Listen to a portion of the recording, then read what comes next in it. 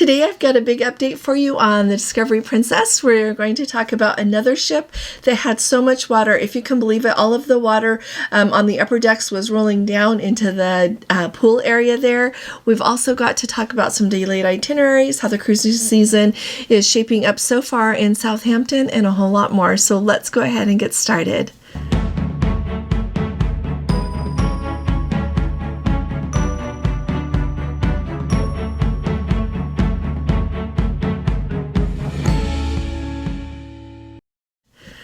Hi there, this is Allison with Let's Go Travel Tips. Today is Wednesday. It is April 2nd of 2025, and if you haven't subscribed to our channel yet, will you please click on that subscribe button? We are on our way to 100,000 subscribers, and we really need your help, so thank you for your help.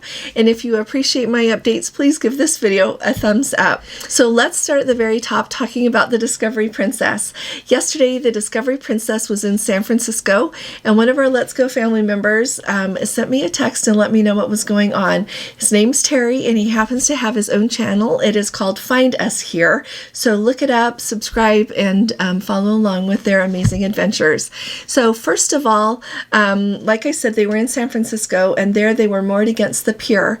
In the early evening, the winds came up enough that those mooring lines snapped. So of course, immediately the captain called for a mooring emergency, all hands on deck. So fortunately, they were able to use the thrusters and the engine to stop the ship from drifting and bring it back where it needed to be.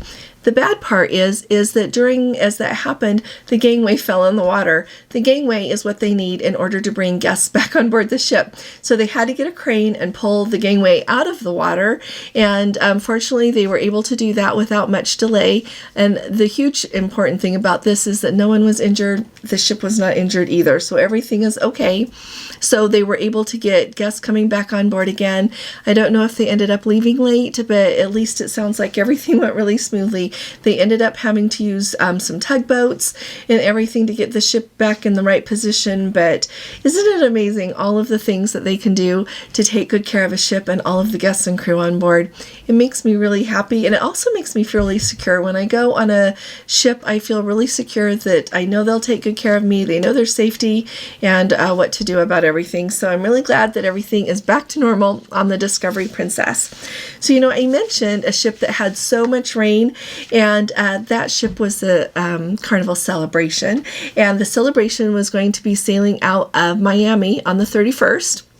Just on Monday, and getting close to time to go, they ended up having to delay because it had been raining throughout the day, but then there ended up being a tornado watch going on and a lot of lightning. So like I said, they had to delay the departure of the ship, and it rained and rained and rained, and all of the guests who were watching said that the water on decks 18 and 17 just came down onto deck 16 where the pool is.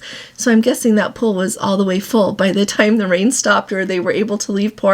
But in order to stop the rain from going into the elevator lobby there on deck 18, they had huge piles of towels, I guess is what the crew had to do to stop the water from coming inside.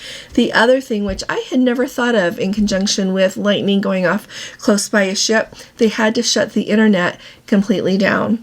So once everything calmed down with the weather and they were able to sail away, the ship actually had to use their foghorn because of low visibility. So it was quite a storm there. And if any of you happen to be on the Celebration or know anyone who was on the Celebration, let us know about it. I hope the rest of your cruise is just going splendidly. And let me know if you have been on a cruise like that. So of course, the bottom line is, of course, the deck party, the usually sail away party, had to be canceled as well. So let's talk about Southampton for a minute. If you have ever sailed from somewhere in England, it is really likely that you have sailed from Southampton. There are a couple of other ports that they use, but Southampton is the main cruise terminal for England. And in 2024, they had just over 3 million guests, and that was more than they had ever had before. And they are guessing that 2025 is going to be an even bigger year. And so they say that they are off to a really great start. I know a lot of times people ask me, how close is Southampton to like London? How close is it to Heathrow when you think about what that travel time is going to look like? When you take those transfers, or whether it's a like a Princess Bus transfer, or you're taking an Uber, however it is that you're going to take transportation to get from Heathrow down to the cruise port there, it is usually around an hour. I think the fastest we have ever done it is an hour and 20 minutes on a bus. We had no traffic and away we went on one of the Princess transfers, but usually it's about an hour and a half to 2 hours if you have a lot of traffic. It's about 80 miles south west of London there. What else do I want you to know about Southampton? I would say it's an amazing place to sail from. You can sail, there are cruises that go all over the world from Southampton. They have Ocean, the amazing ocean liner, the Queen Mary 2 calls there sometimes, as well as a lot of cruise ships, both the ones that we see here in the United States a lot, as well as a lot of the European lines. So as we have all been anxiously awaiting around here for more of the 2027 itineraries to be released. You hear here and there, oh, they're going to come soon. Oh, they're going to come in a couple of weeks, and we're still waiting. And so Cunard put out an official announcement, and I wanted to tell you what it said. I mentioned it briefly in our live last week, and I just wanted to tell you officially what it says.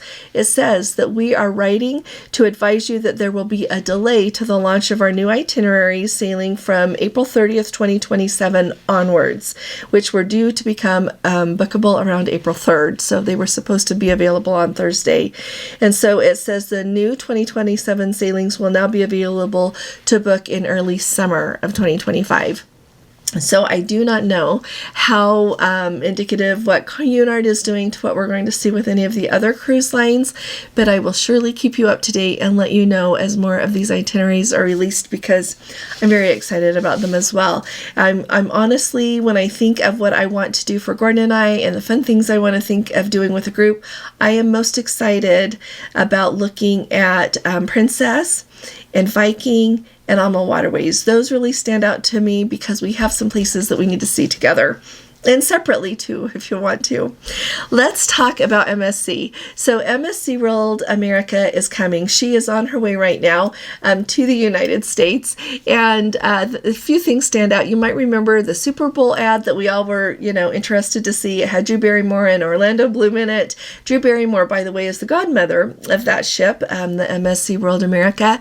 But as she makes her way here, they have released some more information about that ship. And I just wanted to bring you up to date on it because a little bit of it just is really surprising to me, and I want to hear what you think about it. So among the different things that they talk about, we have heard for a while now, they are going to have like 19 different dining venues. They're going to have 18 different bars. They're going to have that really cool cliffhanger ride where they kind of like hang the passengers like 160 feet above the water over the side of the ship.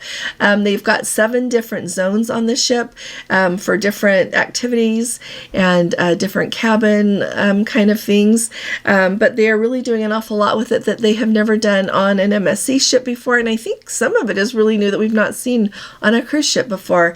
Other cruise ships kind of have their own iteration of it. When you think of Norwegian, like the new Aqua, you think of the Icon of the Seas from Royal Caribbean.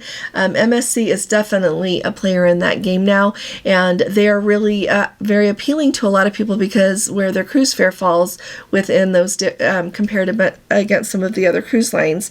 And so once she gets here, they are going to do the naming ceremony on April 9th while she is docked there at the MSC terminal there in Miami. And then her first sailing is going to take place with guests on board. Paying passengers will be on April 12th. So that's just around the corner. So I'm anxious to hear about that. But one thing really struck me today in the announcement that they've made now that she's on her way is what they are doing with the retail space on board. So think of your favorite cruise ship as far as what the retail space looks like. They are going to have over 10,000 square feet of retail space on the MSC World America. And I was thinking, well, what are they going to be selling? So the main things it sounds like they're going to be selling is watches. And I don't quite know what it is with buying a watch when you're on a cruise. I have never done that. I don't think it's bad. I just am interested at how this works. So if you have ever bought a watch while you're on a cruise ship, in the comments, tell us about it. I think that would be like really cool to know, actually, and why you chose it and how come you bought it on the ship as compared to another shop. Thought that would be interesting. But they're going to have a Bulova pop-up shop. They're going to have, they say that they want American cruisers to feel like they have just dropped in and are strolling down Paris's Avenue, George V, or cruising through Rodeo Drive. Those are the kind of shops that they are looking at having. And so I don't know. They're going to have, of course, the regular Effie. They're going to have a shop that has lab-grown diamonds. But it sounds like mostly they are going to be selling a lot of jewelry, a lot of watches, and a lot of like pre-owned. You know how kind of it's a thing now, like fancy designer bags. People want the retro ones, like the ones from a while back that have been pre-owned. I guess some of them are hard to find. I haven't tried looking for one, but it sounds like they're going to have some of those on board the MSC World America. And I have seen those on Celebrity, and I have seen them on Carnival, purses like that, handbags, and I've also seen, I don't know if they were pre-owned or not, that I've seen on Princess, but let me know if you're looking forward to shopping on the MSC World America, and let me know if you're interested on going on that ship as well or not. The other evening during our live, we had a talk about, I wanted to hear what everybody's bucket list looks like, and so any of you who would be willing to share your bucket list in the comments, we would love to hear from you. It will kind of help inform some of our decisions in the future, but I also think it is just so fun and such a lovely distraction to talk about what our bucket list looks like and what our hopes are for that bucket list. So I look forward to reading your comments, and I thank you for joining me. I'll be talking to you all again really soon. You all take really good care. God bless you. Love you. Bye-bye.